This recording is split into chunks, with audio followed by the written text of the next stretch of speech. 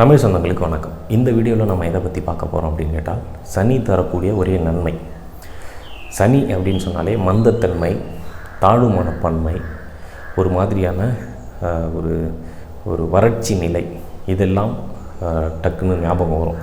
சனி அப்படின்னு சொன்னாலே நிறைய பேர் கொஞ்சம் அந்த நெகட்டிவான அல்லது எதிர்மறை கொண்ட விஷயங்களை தான் நம்ம மனசுக்குள்ளே முதல்ல வரும். அப்படி சனி இவ்வளவு விஷயங்களை செய்தாலும் சனி தரக்கூடிய ஒரு நன்மை இருக்குது.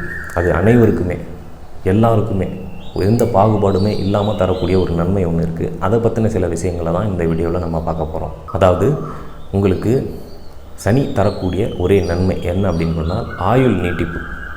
நீங்கள் எந்த லக்னமாக வேணாலும் இருக்கலாம், எந்த ராசி இல்லை நட்சத்திரமாக வேணாலும் இருக்கலாம், எந்த கிரகத்தினுடைய சேர்க்கை பெற்றாலும் சிலருடைய ஜாதகத்தில் சனி பலம் குறைந்தால் மட்டும்தான் அவருக்கு ஆயுளுக்கு பங்கம் விளைவிக்கும்.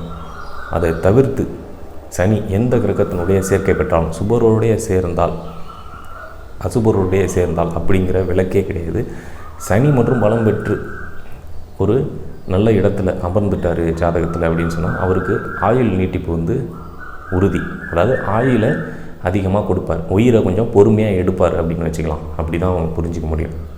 சுபரோடு சேர்ந்த சனி அப்படின்னு சொன்னால் ஒரு நீதி, நேர்மை, சமூக ஆர்வலர் அல்லது சமூக சிந்தனையாளர், நீதிமான், இப்படி ஒரு நேர்மையை கடைபிடிக்கக்கூடியவர் தான் இந்த சமுதாயத்தில் தெரிவார். இதே அசுப கிரகங்களுடைய தீய கிரகங்களுடைய சேர்க்கை பெற்றால் இது உங்களுக்கு சமூகத்திற்கு எதிரானவர் அல்லது சமூக விரோதி அப்படின்னு சொல்லக்கூடிய ஒரு கபடம், இந்த நாடகம், இந்த மாதிரி புறம் ஒன்று பேசுவது உள்ளொன்று வைத்து அப்படிங்கிற மாதிரி இந்த சூழ்ச்சி செய்கிறதுன்னு சொல்லுவோம் இல்லையா, அடுத்தவங்களை கவுக்கிறது, இந்த மாதிரியான சில விஷயங்களெல்லாம் சனி செய்வார், தீய கிரகங்களுடைய சேர்க்கை பெற்றவர். ஆனால் இந்த ஒரே ஒரு விஷயம் அவர் செய்யக்கூடிய நன்மை. இந்த காலத்தில் அது நன்மைன்னு எடுத்துக்கிறதா தீமைன்னு எடுத்துக்கிறதான்னு தெரியாது. ஏன்னா 100 வயசு, அந்த காலத்துலலாம் 100 வயசு வரைக்கும் வாழ்வு அப்படின்னு சொல்லுவாங்க இல்லையா, அது வாழ்த்து அப்படிங்கிற மாதிரி இருந்தது. இப்போ 100 வயசு வரைக்கும் வாழ்வு அப்படின்னு சொன்னால் அது சாபம் அப்படிங்கிற மாதிரி. ஏன்னா 100 வயசு வரைக்கும் வாழ்கிறவங்க, ஒரு 60 கடந்தவங்க எப்படி வாழ்கிறாங்க அப்படிங்கிறத நம்ம கொஞ்சம் நினச்சி பார்த்தாலே தெரியும். அது ஒரு நரகம் அப்படிங்கிற மாதிரி தான் போகும்.